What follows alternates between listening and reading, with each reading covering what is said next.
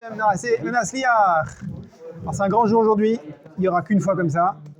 On est arrivé à la lettre Kemach. Pour les initiés, ça veut dire, c'est la même gamatria que Nachman. Alors forcément, quand on lit un livre Breslev, on a un petit sursaut quand on arrive à une gematria qui est identique à celle du prénom de Rabbeinu. Tout ce qui est 148, ça éveille un sourire. Mais c'est aussi une lettre qui a été écrite à Parashat Shemot par Rabbi Nathan, à Parashat Shoftim. Donc ici c'était Motzei Shabbat Kodesh dans l'année 5594. Donc dimanche, Motzei Shabbat. Et Rabbi Nathan, il écrit ça à Chatzot, juste avant Chatzot, il dort pas. Il faut savoir que Rabbi Nathan, il dormait pas non plus la nuit de Shabbat. Siman Tov ou Mazal Tov. Alors il y a eu une naissance dans la famille de Rabbi Nathan. Ah non, t'as pas le droit de mettre 1948. Donc la fille de Rabbi Nathan, Hana Tzirel, a accouché d'une fille, Mazal Tov et Siman Tov. Et Rabbi Nathan partage cette simcha avec son fils, Rabbi Yitzhak, donc qui a une nièce qui lui est née. Et maintenant, une fois qu'il a fini avec les présentations, il dit Beni Chavivi, Tov Hashem lakol. Hashem, il est bon pour tout. C'est un enseignement que Rabbeinu, sur lequel Rabbeinu base sur le Tehillim 145. Tov Hashem lakol ve'rachamav al kol ma'asav. Hashem, il est bon pour tout et il est Rahman, il est miséricordieux sur toutes ses créatures.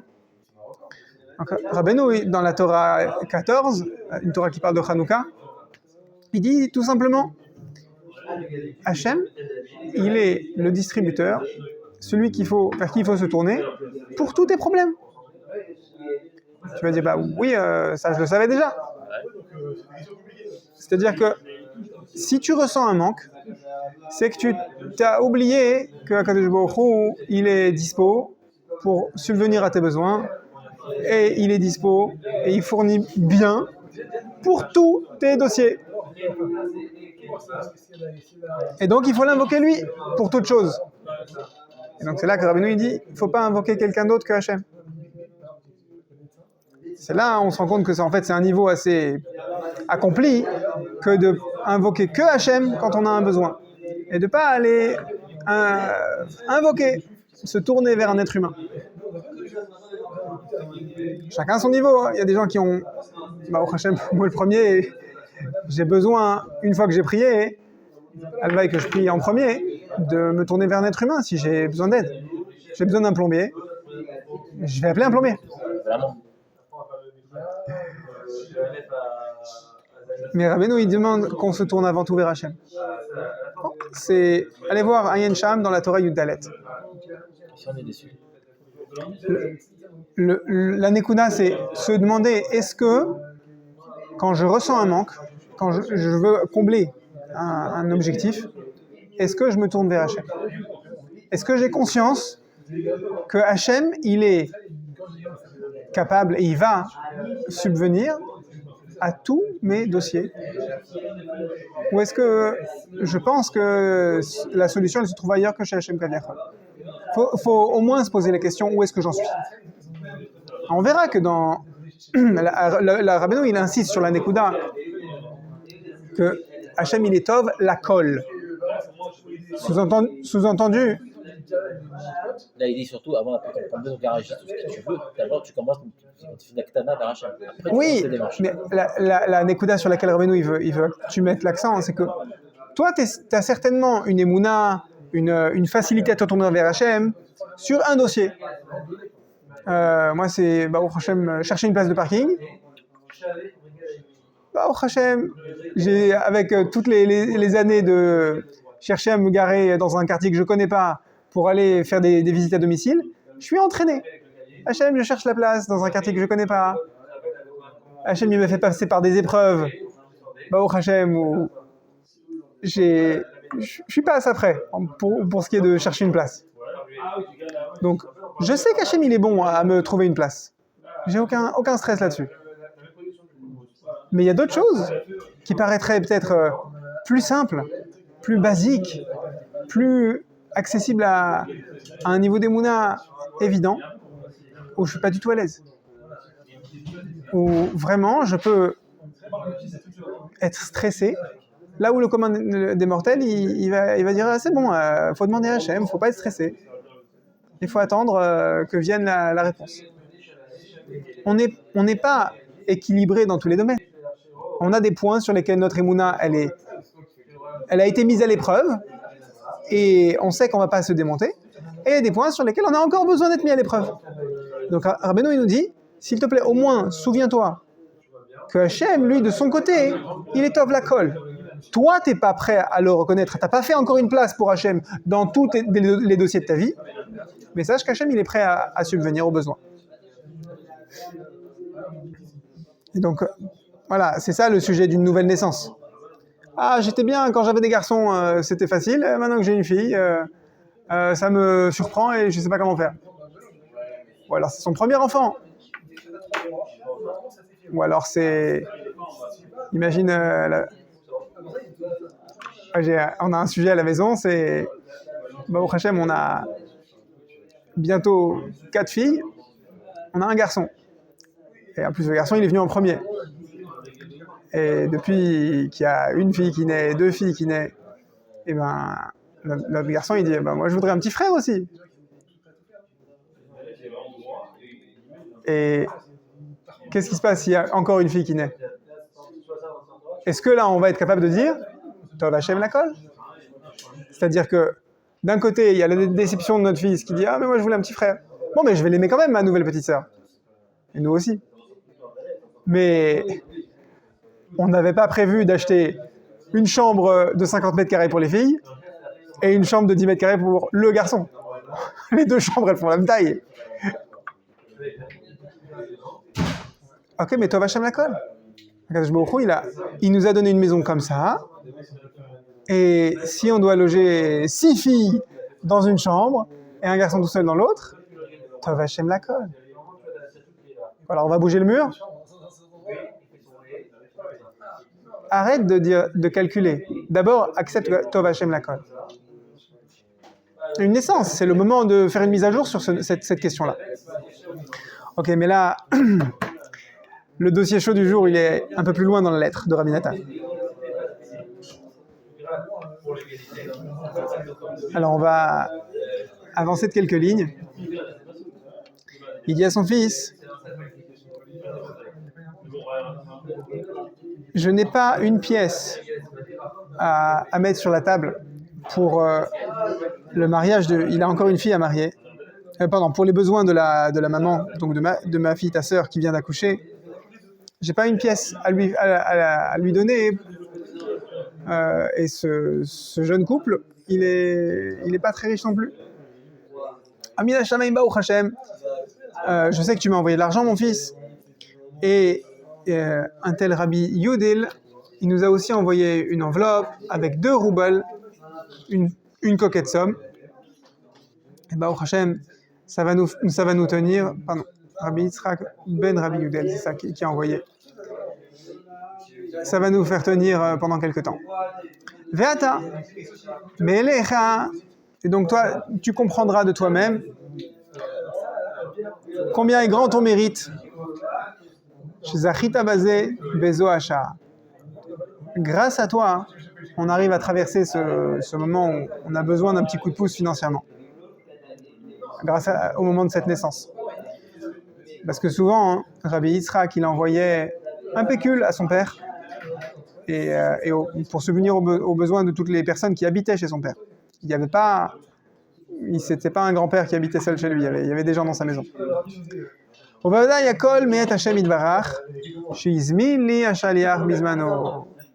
Et là, Rabbi Nathan nous fait une leçon d'Emouna, de Bitachon. merci pour l'argent que tu m'as envoyé, merci pour l'argent de cette autre personne qui m'a envoyé, et merci dans les détails. Merci que celui qui était chargé de me transmettre l'argent, il est arrivé pile au moment où j'en avais besoin, et que Hachem, il m'a raccourci mon attente. J'aurais pu m'inquiéter encore une journée de plus en attendant l'argent. Izmin, c'est commandé. Izmin, c'est invité.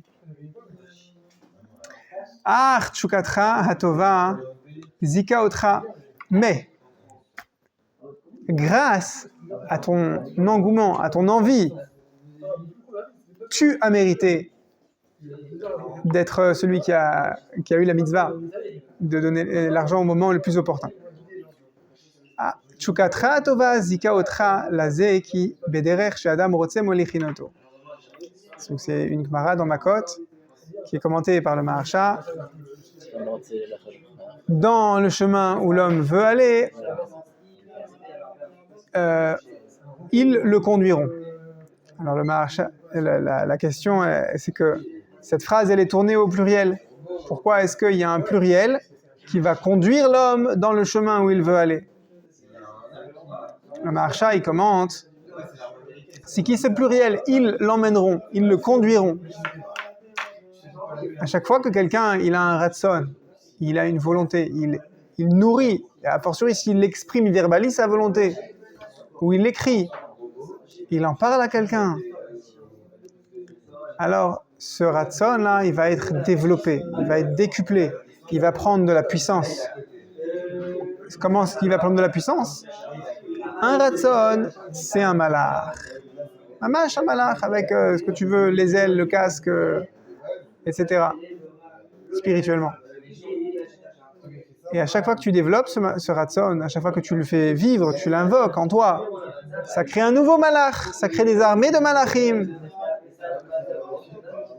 Et ces armées de malachim là, qui ont tous la même étiquette, je veux aller dans cette direction, c'est cette armée-là qui amène l'homme dans la direction où il veut aller. Mamash des malachim qui amènent l'homme. Veine, ata samour lachatzot. Mamash, on est Motzei Shabbat. On est Motzei Shabbat. On approche de Chatzot après Shabbat, dans la nuit. Et je n'ai pas encore commandé une roulotte, une agala, un taxi pour ma prochaine destination. Et malgré ça, malgré que je suis en retard sur mon programme, mais ahavatecha lakarti moed leatzmi ata leachin haigeret azot. J'ai pris du temps pour moi, dit Rabbi Nathan, afin de te préparer cette lettre.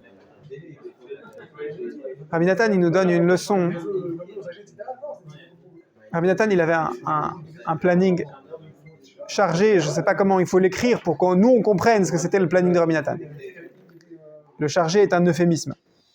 Et malgré son planning chargé, il est une heure très avancée dans la nuit de Motzei Shabbat. Il n'a pas encore commandé son taxi, son Uber pour aller à la prochaine destination parce que Rabbi Nathan, il ne traînait pas. Quand même, il dit, je vais mettre tout ça pour plus tard, dormir peut-être, commander un taxi, et je vais t'écrire une lettre. Et c'est une lettre conséquente. Bon, Hachem, elle est plus longue que la moyenne des lettres. Et je te prépare la lettre.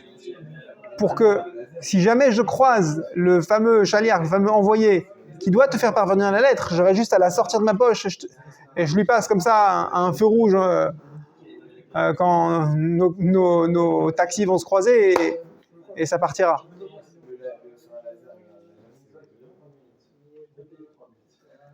Prendre du temps. Et il le dit, la karti moed. Moed, comme on a vu à Tisha B'Av, c'est un rendez-vous. Un rendez-vous pour le bien, a priori la plupart du temps pour la plupart des moadim, c'est un rendez-vous plaisant. Mais même un rendez-vous de peine, c'est un rendez-vous. Alors, même écrire une lettre à son fils, Rabbi Nathan dit, c'est un rendez-vous. C'est quelque chose de chachouv, je prends le temps. En Elul, chez Breslev, on a l'habitude de prendre énormément de temps pour lire, bien sûr des Tehillim, pour lire tout le Likutei Moharan, et même les Sipurim Ha'asiyot, et même, je crois aussi, Sichot Haran, si on peut, tous les livres de Rabbeinu, de lire tout le Tanakh. Oui, c'est vertigineux, les 24 livres du Tanakh. Et tu vas me dire, oui, mais bon, j'ai déjà fait Shne Mikra dans l'année, j'ai déjà lu Tehillim dans l'année. Non, non, le bonhomme, il a un Tanakh, il le reprend, et du premier Elul, je crois, jusqu'à Simchat Torah, il le lit du début à la fin. Alors qu'il a déjà lu une fois dans l'année, parce que Rabbeinu, il demande que tu lises le Nach dans l'année en plus. Tous les Tikkuné Zohar, c'est monstrueux. Je ne sais pas comment c'est possible sans qu'il y ait 57 heures dans une journée. Le mois des Loul, c'est spécial. Et malgré ça, Rabbi Nathan dit, je vais prendre un rendez-vous pour moi-même pour t'écrire une lettre, mon fils.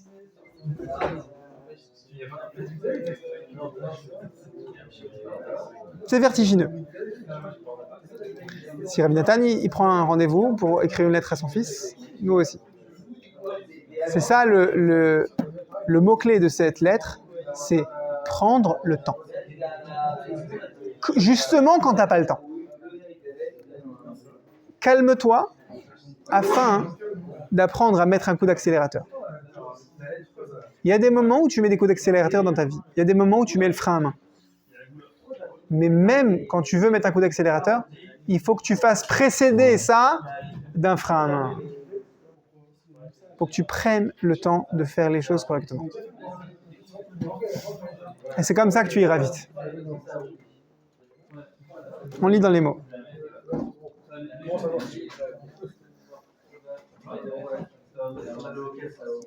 Dans la Torah 21, Kaf Aleph, Rabbeinu il ramène un passouk qu'on dit tous les vendredis soirs dans les Chaïl.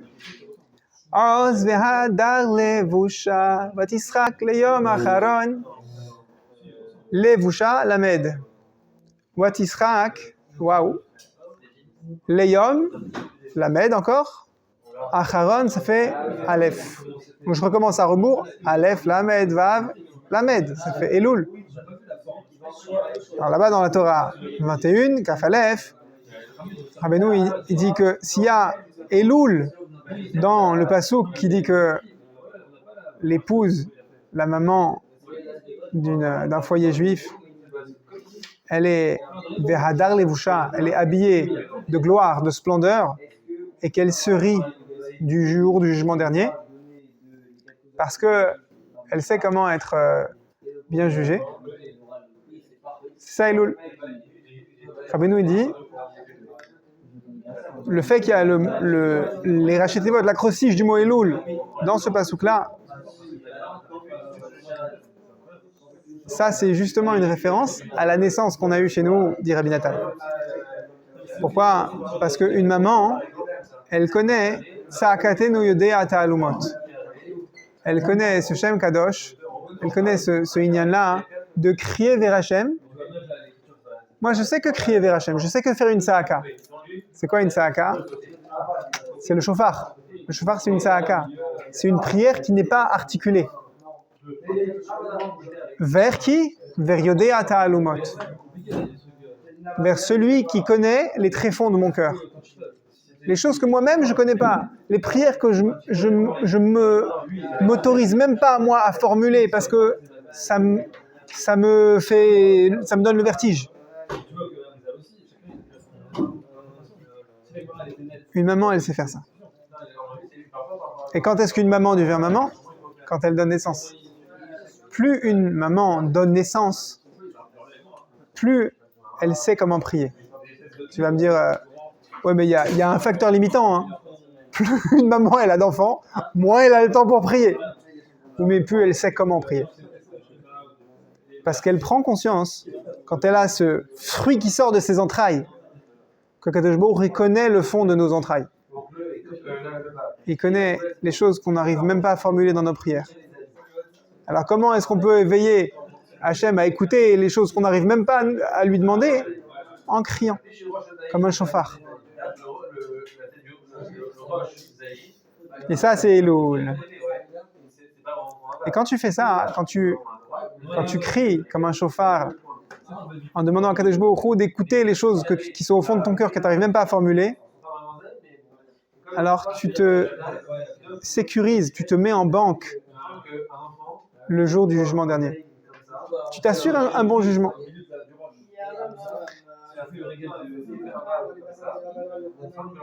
Le Rabbi Nathan sort une clé du Likutei Moharan. Il dit, va voir, en particulier dans cette Torah 21,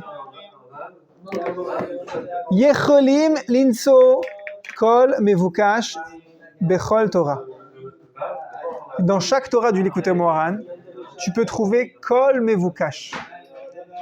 Toute chose que tu demandes, toute chose que tu cherches dans ta vie, tu peux la trouver dans chaque Torah du Likutei Moharan.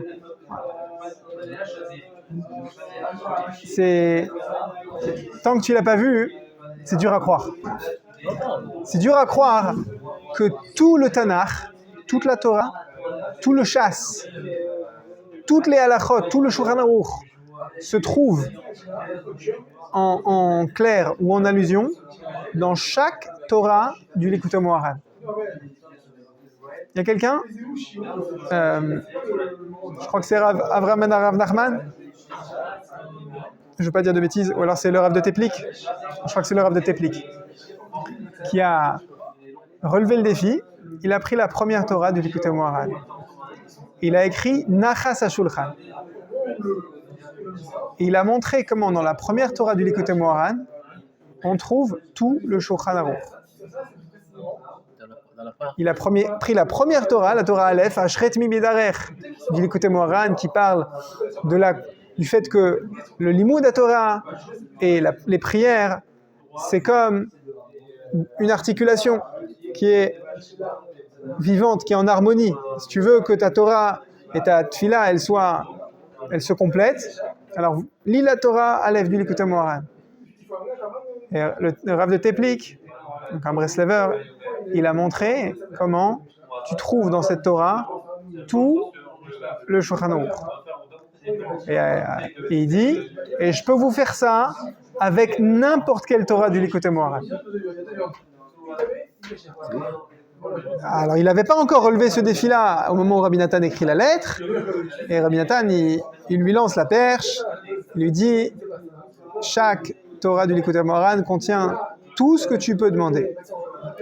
Même ce que tu n'arrives pas à demander.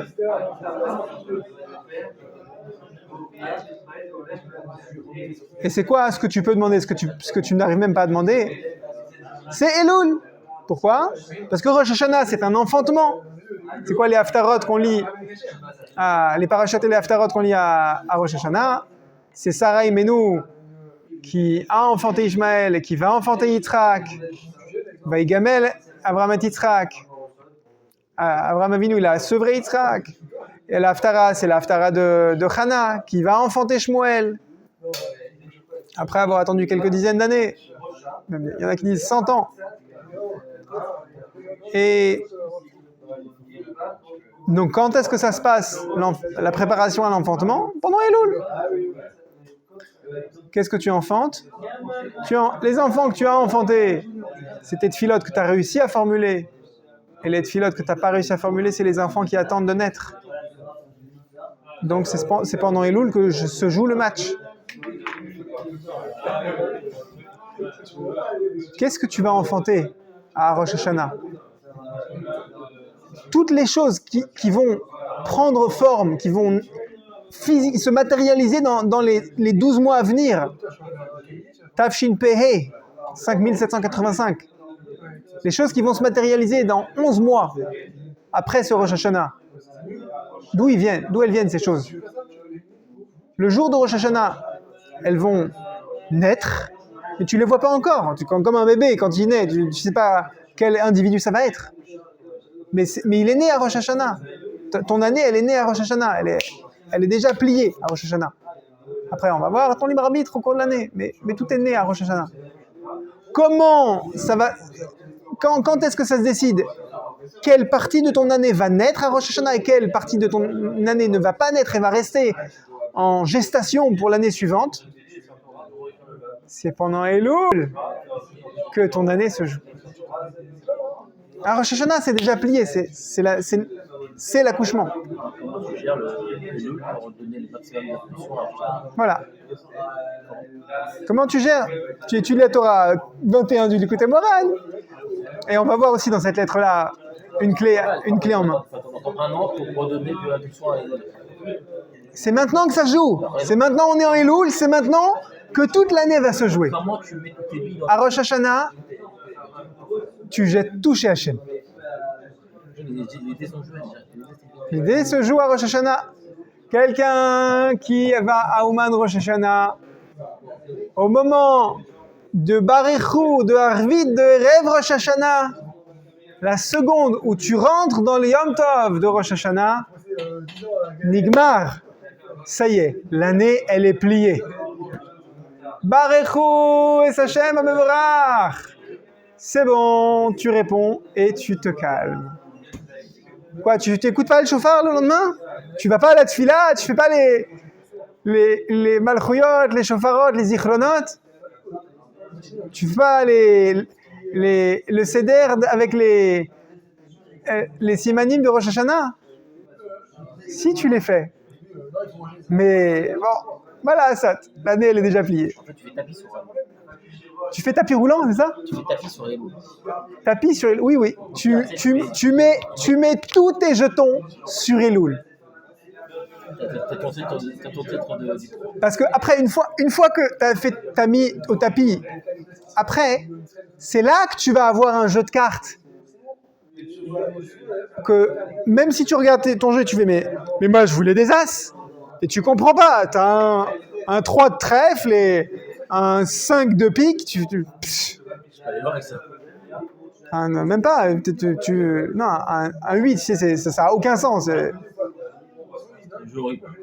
Mais le truc, c'est que avec ça, Hachem, il va te faire sortir une année. Tu ne pouvais même pas imaginer une année meilleure que ça. Avec un 3 de pique et un 8 de trèfle.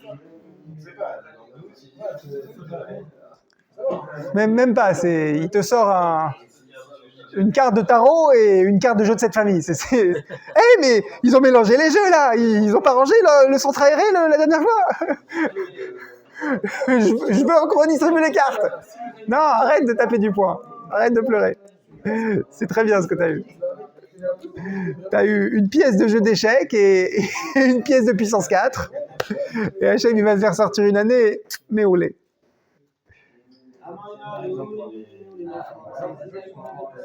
הכל יכולים למצוא בתורה הקדושה בדרכים נפלאים כאשר כבר שמעת וראית והבנת אצלי כמה פעמים. Je t'ai déjà dit cette notion-là, je t'ai déjà donné cette clé-là, mon fils. וכל זה לפי ומיעוט שכלנו. Et combien tu vas avoir la chance de voir que tout se trouve dans le Likutei Moharan, que Hachem, il t'a préparé une année aux petits oignons. Ça dépend combien ton intellect est rétréci. Combien tu es prêt à reconnaître que tu as une petite tête et qu'il y a quelque chose au-delà de ta tête. Alors tu vas voir des merveilles qui dépassent la petitesse de ton esprit. Tous les enfants qui sont pas encore prêts à naître, tu dis écoute Hachem, vas-y fais-les naître parce que tu sais comment ça va se passer. Quand je lisais dans Korveor une perle, dans Korveor, le premier volet du Korveor, le paragraphe 4, Rabbeinu il dit faites des enfants et ne vous inquiétez pas comment est-ce qu'ils vont sortir parce que le Mashiach va les réparer. C'est une licence à faire des bébés sans t'inquiéter de est-ce que tu es capable d'être un bon père. Mais c'est pareil au niveau individuel. Hachem dit j'ai des projets que je n'ose pas envisager parce que je sais que je pourrais pas les mener à bien. Écoute, ose-les et Hachem il va t'amener. C'est une réponse à ta question. Comment est-ce que les Chabad ils font pour entreprendre des projets pharaoniques, les Avdil? Alors c'est une blague. C'est un Lituanien, un Breslaver et un Chabad qui arrivent au Guéhinam. Oh, au Guéhinam, ça veut dire pas dire qu'on est rachat, on a juste des dossiers à traiter. Et le Lituanien, il dit « Oh, il parle au Sroud du Gaol de Vilna. Pourquoi je suis arrivé ici? J'ai bien étudié, j'ai fait ce que j'ai pu, j'ai fait des bêtises aussi, on n'est pas parfait. » Le Gaol de Vilna dit « Non, tu as étudié, je vais te sortir de là. » C'est une caricature. Le Breslaver, il dit « Oh, Rabbeinu, regarde, je suis venu à Ouman, j'ai des péos. Sors-moi de là. » Oh, t'as des péos, t'as fait Tikkun HaKlali. Tiens, attention, je t'attrape par les péos. Je te sors de là. Le Chabad, il dit « Non, j'ai fait Chitat, j'ai fait Mivsaïm. Rebbe. Oi, mon fils chéri, t'es où? Je suis au Guéhinam. Magnifique! Quoi magnifique? Tu vas nous construire un Beth Raban au Guéhinam. À vos ordres, Rebbe. Très belle histoire. Très belle histoire. Il a pas peur, il fonce. Le Breslaver, il répond pareil s'il a étudié cette Torah. Il se dit pas, je suis incapable. J'ai des ambitions, mais j'ai honte de les mener à bien. Il dit, Hachem, Rabbeinu, il m'a demandé d'ouvrir mes conceptions. Et ça va rouler. Je viens d'enlever les petits trous du tricycle. Et je voudrais la semaine prochaine faire du roller en ligne. Et c'est bien. Veut. On ne sait pas quand ça va arriver, mais veut. Amen. Je ne peux pas t'expliquer tous les chidushim qu'il y a dans chaque Torah du Likutei Moharan, mais sache qu'il y a une infinité dans chaque Torah. Et c'est là qu'on arrive à la perle. Mon fils, à propos de tchoukatra, ça ne veut pas dire shakshuka, c'est pas une salade. Tchoukatra, c'est ton engouement, ton désir brûlant. Hatsuma, bemes leikarev elav yitbarach ul torato akdosha. Tu veux te rapprocher d'Hachem et de sa Torah. C'est magnifique, mon fils. Ton engouement, ton feu de te rapprocher d'Hachem yitbarach. C'est magnifique. Mais sache, ô combien ton désir il est cher. Le désir qu'un juif il a de se rapprocher d'Hachem, d'abord il est naturel. C'est existentiel. C'est un juif, il veut se rapprocher d'Hachem. Et s'il croit qu'il a perdu ce désir, sache que c'est pas vrai. Mais, tzrichim lizkor, on a besoin de se souvenir que même ce désir-là, il faut lui mettre des œillères. Il faut le canaliser. Et là, Rabbi Nathan, il fait appel à la Torah 49 du premier volume du Likutei Moharan, qui s'appelle la Torah La Shemesh Sam Ohel Bahem. C'est une Torah où Rabbeinu il rappelle un principe expliqué dans le Etz Chaim, où le Harizal il nous raconte l'histoire de la création du monde. Alors c'est très bien, on arrive à Rosh Hashanah. Quand Akadosh Baruch Hu il a créé le monde, il y avait une lumière infinie qui remplissait, qui inondait le monde. Donc qui empêchait en quelque sorte que la création existe. Parce qu'il y avait une surcharge de présence d'Hachem.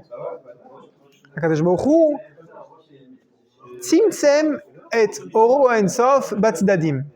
Traduction en clair, Akadosh Baruch Hu, il a canalisé sa lumière infinie, c'est-à-dire sa présence écrasante, et donc qui rend impossible la présence d'une créature, l'existence d'une créature, sans que cette créature soit comme un malach, immobilisé de conscience d'Hachem.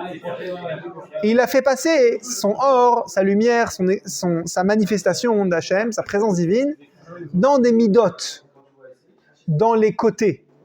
C'est ça qui fait que le monde, il est comme un keli, c'est-à-dire qu'il reçoit la lumière d'Hachem sans être éclaté, sans être brûlé par la présence d'Hachem. Et de la même manière que Kadosh Baruch Hu, il a fait passer sa lumière dans des kelim, dans des midot, au lieu d'être noyé et ébloui de la lumière d'Hachem, alors on perçoit des fois du chesed, des fois de la gvura, de la rigueur, des fois on perçoit la malchoute d'Hachem. C'est des midot.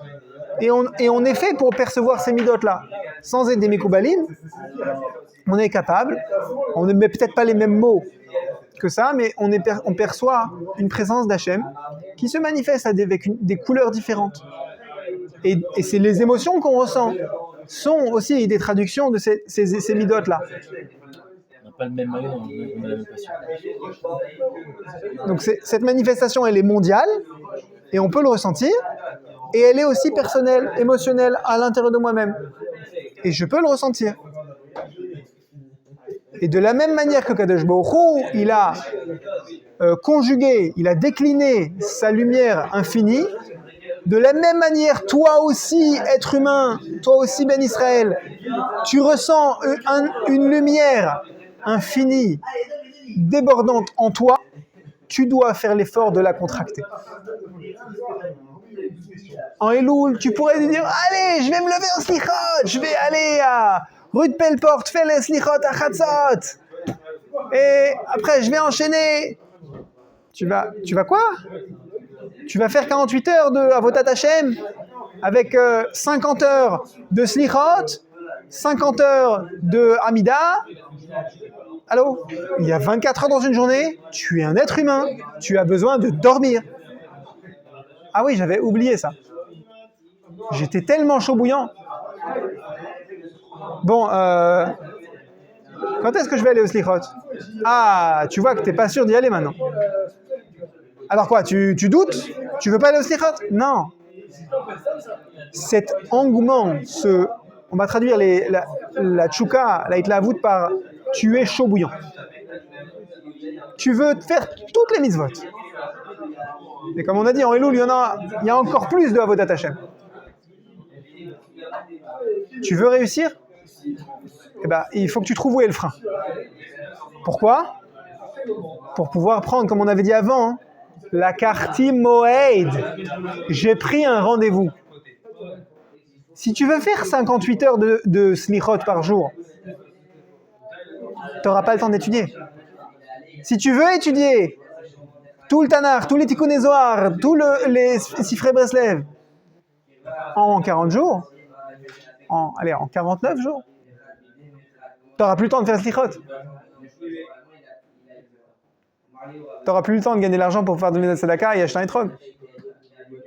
Alors, il faut que tu mettes un frein. Il faut que tu trouves où est le frein à main. Ne casse pas ton frein à main. C'est ça le message de Rabbi Nathan dans cette lettre-là pour Elul. Et il n'a pas écrit, mais j'avais envie de l'écrire en gros dans la marge. Shoftim veshotrim titen lecha bechol sharaecha. Tu as besoin de mettre des juges qui mettent un frein, qui t'aident à te dire, oh là, jusque-là, je vais faire les slichot. Et des policiers qui te calment.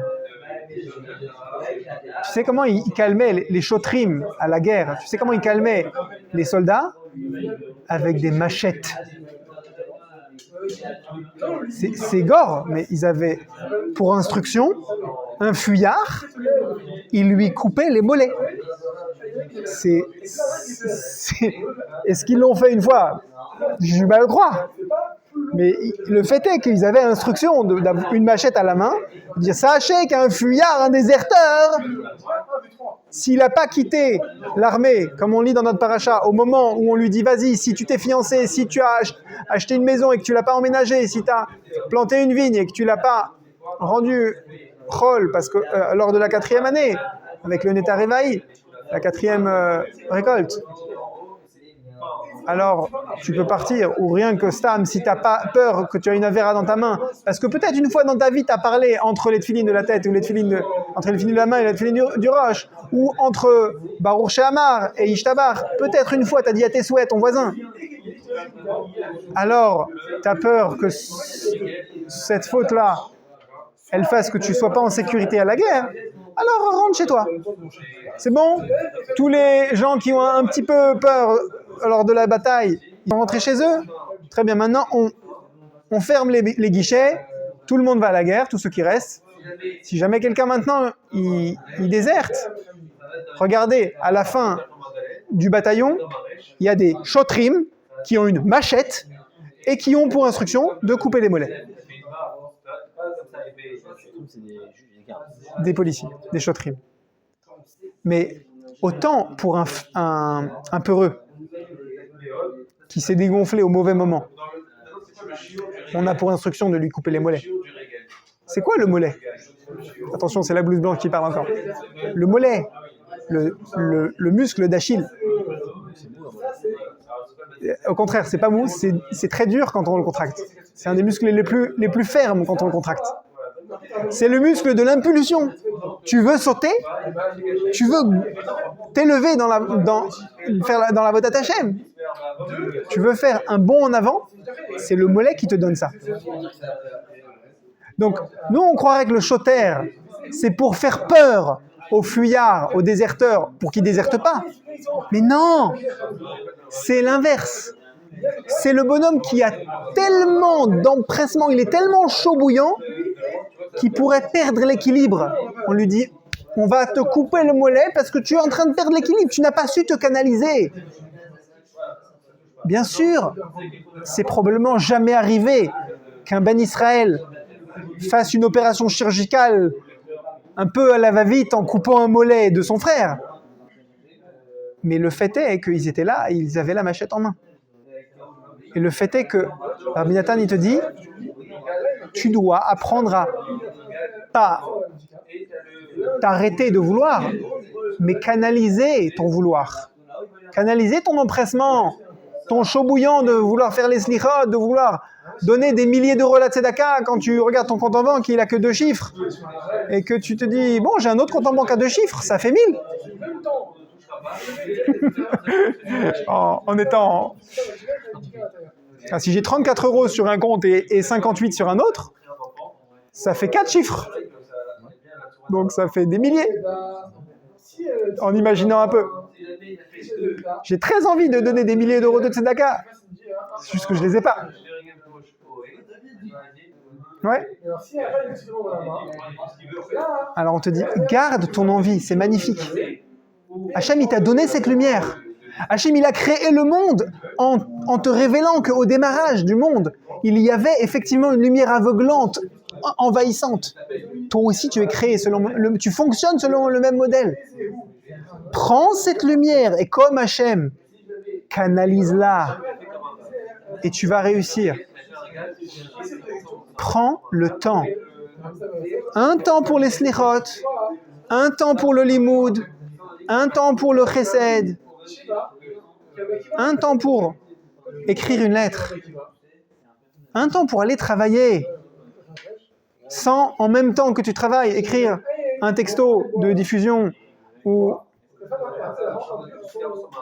tu prends un moment pour chaque chose.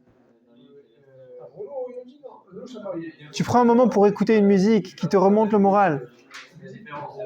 Comme pour le citer, de DJ Baruch qui balance tous les jours environ 4 musiques dans des styles différents sur les différentes chaînes de diffusion de Rabbi Shlomo Valensi. DJ Baruch qui est déclassé. Tu prends le temps pour chaque chose. Comment tu fais pour prendre le temps pour chaque chose? Il faut que tu saches où est le frein à main de ton engouement. Et là, il dit Rabbi Nathan, tu sais comment en maths, il y a des bornes. La borne supérieure et la borne inférieure. Si tu penses qu'il te faut un frein à main parce que tu es trop excité, C'est bien. Mais il te faut aussi un frein à main, parce que peut-être que tu te prends trop pour un petit. Que tu dis, au moins je mets ça. Un plancher, à combien tu te sens petit? Et dit Rabbi Nathan, si tu penses, tu arrives dans, il y a certaines Torahs du Likutei Moharan qui mettent, par exemple la première du deuxième volume, la cinquième du Tignana, ils disent, l'homme il a été créé pour contrôler les anges. Et combien tu arrives à être cholette, à être dans le contrôle de tes pulsions, c'est ça qui va te permettre de donner des ordres à des malachim. Tu lis la première ligne de cette Torah du Likutei Moharan, tu fais bon, ok, c'est bien. C'est quoi la suite? Le chapitre prochain, je crois que je vais même en sauter 15 des chapitres parce que celui-là, je me sens pas concerné du tout. Que moi, je vais donner des ordres à des malachim. Je m'appelle pas Rabbi Chaim Pinto. Rabbi Nathan, il dit non. T'as pas le droit de tourner la page. Chaque enseignement de Torah, il te concerne. Tu sais juste, tu sais pas comment. Lis-le, imprègne-toi, approprie-toi cet enseignement. Si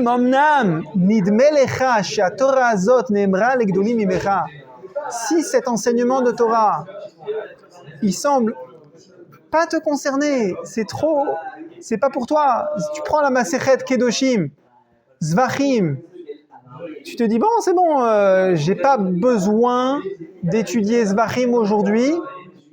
Bon, j'aimerais bien avoir fini au moins une fois dans ma vie le Shas Mishnayot. Mais bon, je suis pas Kohen et j'ai pas le Beth Amikdash. Ça me sert à quoi d'étudier Zvachim, les lois des korbanot, des sacrifices dans le Beth Amikdash?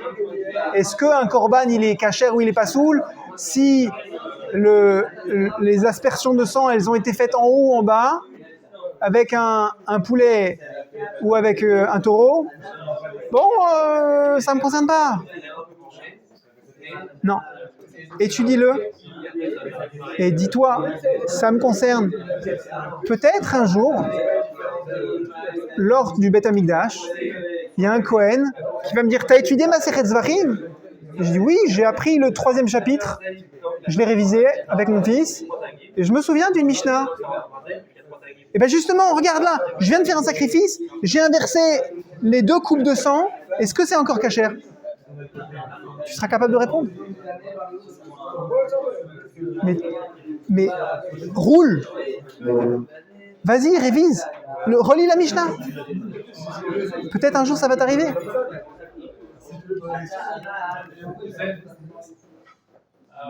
De la même manière que je t'ai dit, calme-toi, tu es trop chaud bouillant. De la même manière, si tu te prends trop pour un petit, tu vas te disqualifier d'enseignement de Torah qui te concerne. Bemet, gamata tsarich lizaher bazé, ne te crois pas plus petit que tu n'es. Afilu bamadrega nemucha tzrichim letzamtzem. Même si tu te crois petit, tu dois encore faire attention d'attraper, de canaliser ton enflammement, ton chaud bouillant. Ça veut dire que le bonhomme, il dit, bon, sur un malentendu, peut-être que le 36e jour du mois d'Elul, je trouverai un minyan de slichot à 15h de l'après-midi. Peut-être, quand j'aurai fini de travailler, quand je sors à 17h. C'est pas possible, tu vas pas y aller au slichot. Donc, laisse tomber, t'as pas envie de faire les slichot. Non, j'ai envie de faire les slichot, je suis très sérieux. Même un bonhomme comme ça, moi, certains jours, il doit se dire, mon envie de faire les slichot, je dois la canaliser, parce que je pourrais me noyer dedans. Ça va, tu vas te noyer dans même pas un verre d'eau, dans une cuillerée à soupe d'eau. Dans une cuillerée à soupe de volonté, tu vas te noyer. Ouais. Même quand tu penses que ton envie de faire les mitzvot, elle semble ridiculement petite, Rabbi Nathan, il dit, tu dois la canaliser. Ouais, bah ça va, j'ai pas grand chose à canaliser. Le principe, le fait est que si tu veux faire une mitzvah, tu dois avant tout les kach moed. Tu dois prendre un temps. Et pour prendre le temps, il faut mettre un frein. Il faut trouver le frein. Prends le frein à main. Et ne dis pas, ouais, mais moi, je suis à l'arrêt. Déjà, des fois, je recule. Ça sert à rien d'avoir un frein de peur que j'aille trop vite en avant. Ça va pas m'arriver. Rabbi Nathan dit ici, prends le frein. Même si tu penses que ta volonté, elle est peanuts. Un monsieur qui vient de manger une cacahuète.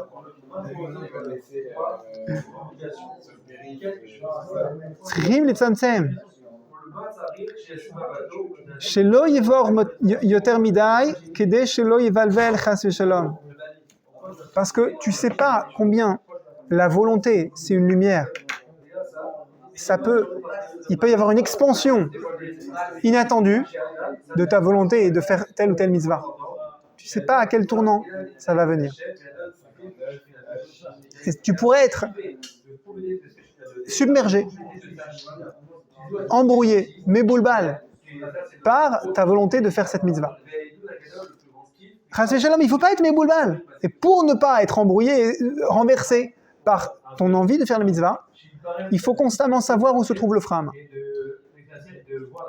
Le frein à main, c'est pas l'abandon, c'est pas le siège éjectable. Ça veut pas dire je sors de la course.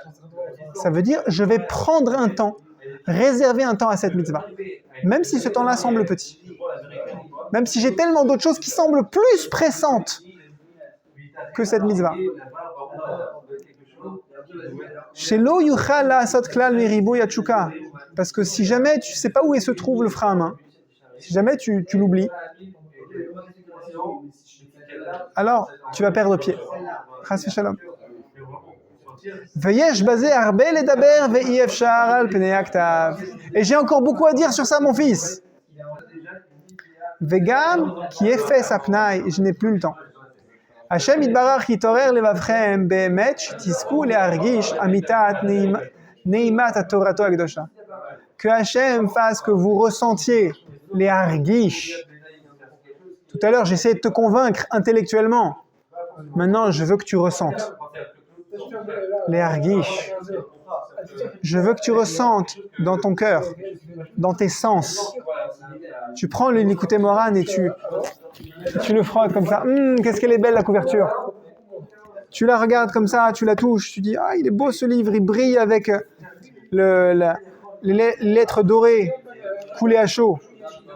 Mais ça s'appelle pas lire un livre. Si, comme ça, tu feuillettes les pages. Tu ressens l'empreinte que tel et tel enseignement il a laissé dans ton cœur. Tu embrasses la page. Tu regardes une Mishnah et tu te dis elle est belle. Et qu'est-ce qu'elle est bien mise en page cette Mishnah. J'ai envie d'étudier. Le kiff de cette Torah. Comment ce Rashi il s'imbrique bien, il éclaire ce pasouk. Tu ressens le kiff. Pas à défaut de comprendre. Tu vas comprendre, c'est un moment dans ta vie. Tu vas ressentir, c'est un autre moment dans ta vie. Tu vas l'ikach moed. Tu vas prendre un temps pour chaque chose. Et si tu dis, oui, j'ai pas le temps de tout faire. Mais si tu crois que tu n'as jamais le temps de tout faire, si tu prends jamais un temps pour rien, tu feras rien. Et pas parce que tu es nul. Parce que tu vas être submergé de ton envie de trop faire. Même si tu crois que tu es petit, ou même si tu crois que tu es le meilleur, le mode d'emploi, c'est le même pour tout le monde. Il faut prendre un temps.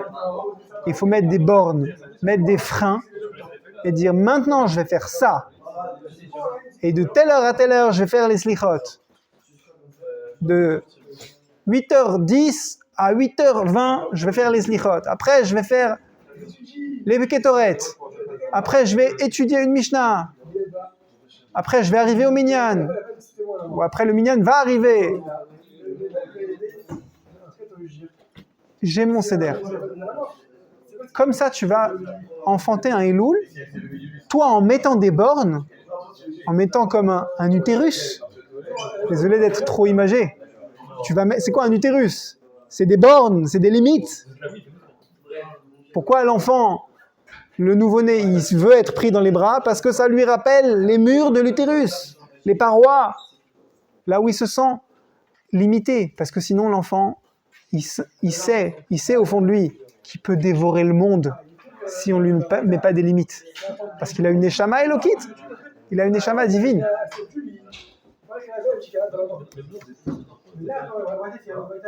Si on dit pas stop à 22h, on arrête d'enregistrer, on pourra continuer jusqu'à après-demain.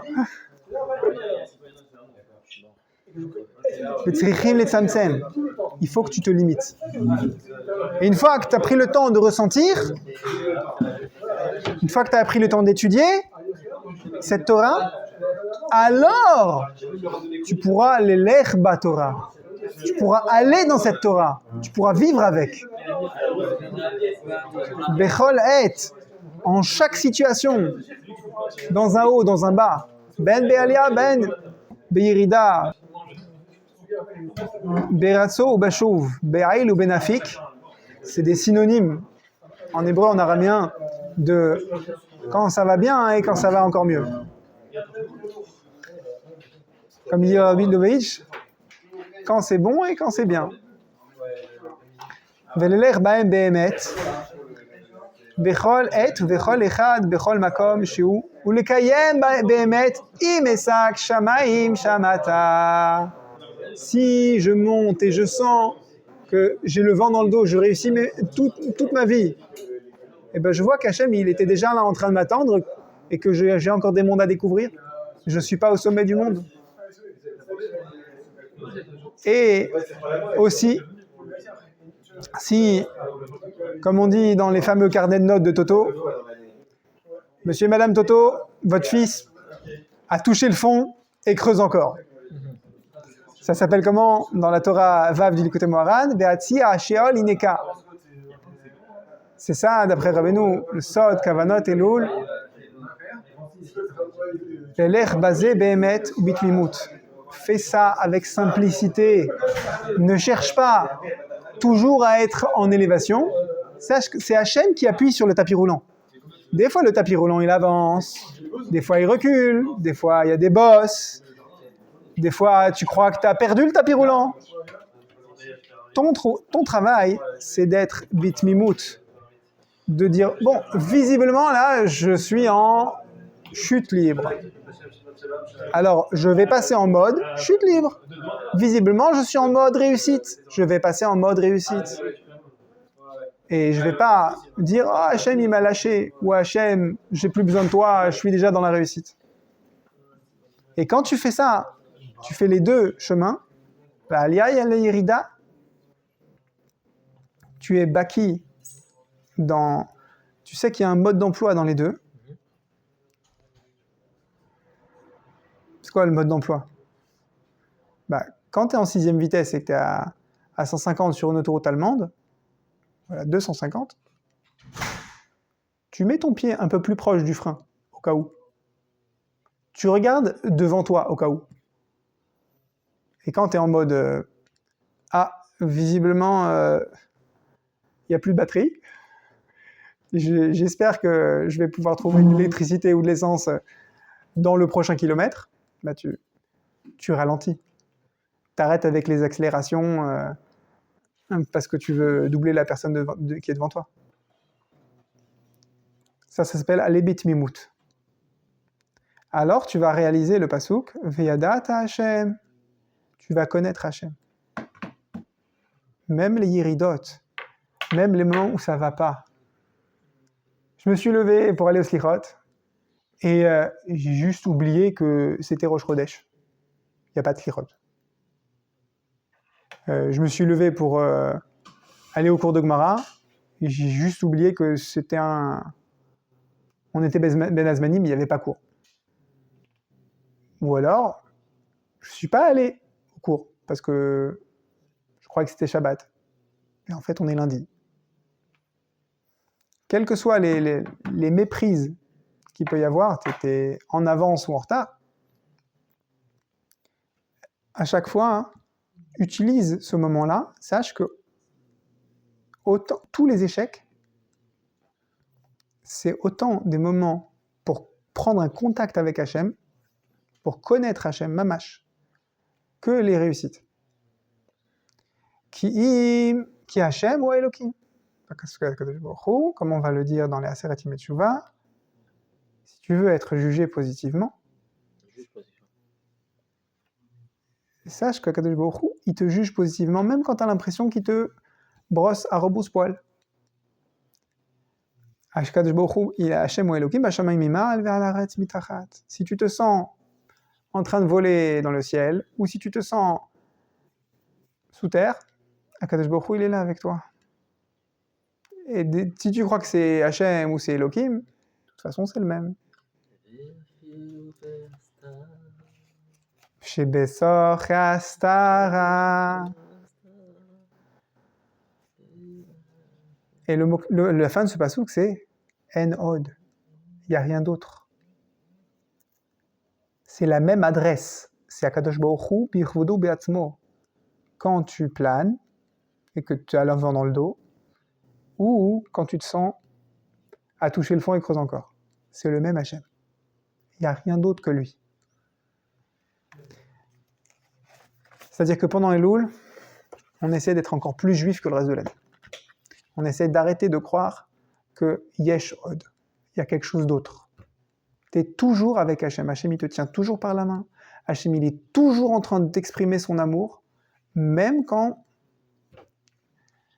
c'est une forme qui te plaît pas, comme ce rabbinique qui est au Gehinom, et son rabbi lui dit « Vas-y, fabrique monte-nous un Bet Rabbad. » Par contre, j'ai réfléchi à ça aujourd'hui. Réponse après.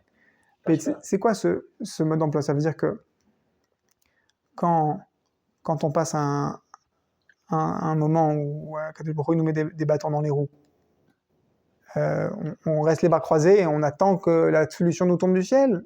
Ou est-ce qu'on est un peu plus interventionniste? L'Aïtsa ici de Rabbi Nathan, avec la lumière de la Parashat Shoftim, c'est que tu sois avec la réussite dans la main, ou que tu te sentes un échec sur pattes, quoi qu'il arrive, la seule manière de réussir ta vie, et donc d'intervenir si tu veux, c'est de prendre le temps, de te canaliser, et de jamais te dispenser d'avoir une borne maximale et une borne minimale. Il te faut les deux bornes. Il faut que tu prennes le temps. Donc oui, ça veut dire qu'il faut que tu te prennes en main. Tu ne peux pas attendre que ça tombe du ciel. Voilà, c'est ça la mise en garde de Rabbi Nathan. Celui qui ne se met pas les bornes, en fait, il attend que la solution elle tombe du ciel. Akadosh Baruch Hu lui dit « Mais non, mon fils, je t'ai créé à mon image. Je t'ai fait un créateur. Nous, on est des Elohim, mamash, comme il a dit le serpent. Pourquoi? Parce que la lumière qu'on a en nous, on est avant Briat Haolam, on est avant Rosh Hashanah. Cette lumière-là, pour faire une belle création, en nous-mêmes, créer une belle année, alors il faut se canaliser. Ça prend du temps de se canaliser. Ça prend un Elul, 1 mois, de se canaliser. Chez Nizke, de nous canaliser.